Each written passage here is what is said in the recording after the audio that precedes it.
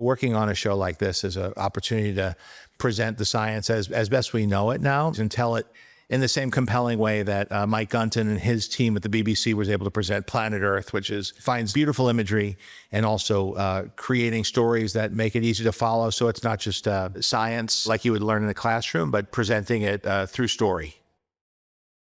I think the appeal of prehistoric times has been since the beginning of storytelling. Certainly the first, every new technology seems to go to prehistoric times very quickly.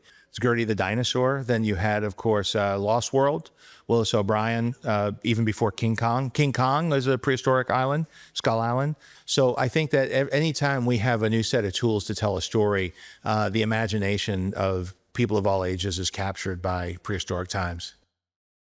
We had learned how to film plates in the field, so live action environments, and combining it with creatures.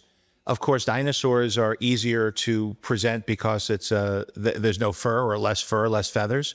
But here you have furry creatures, and also because the Ice Age, there are a lot of snowy environments.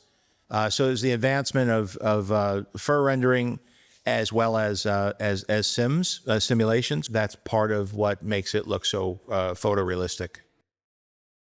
I learned a lot through visual effects, through narrative storytelling. And then I worked with Andy Jones and with great visual effects vendors.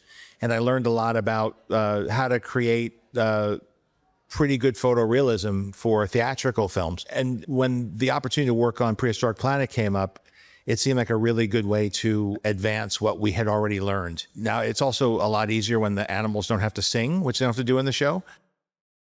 There was lowering sea levels, and so land bridges were created. So continents were, the fauna from different continents were intermingling and learning to adapt to one another's presence. When you're dealing with the Ice Age, the Pleistocene period, you're dealing with a lot of creatures, marsupials, mammals that look kind of familiar until you realize the scale.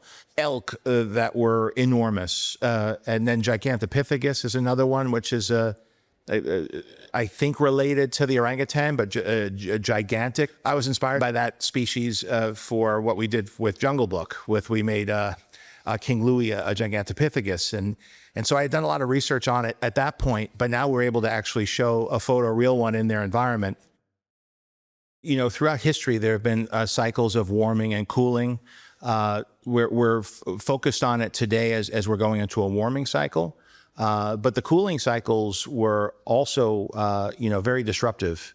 So anytime there's a shift in temperature over the course of history, and it's happened several times, it changes the balance of nature. And usually has to do with rising or lowering sea levels, but also what grows. And everything that's growing is affecting the rest of the food chain. I was always drawn to science as a younger kid. And I departed from it for life in the arts, but now I get to work with a lot of the smarter people than me that I would be in class with back then who went on to pursue it as a career.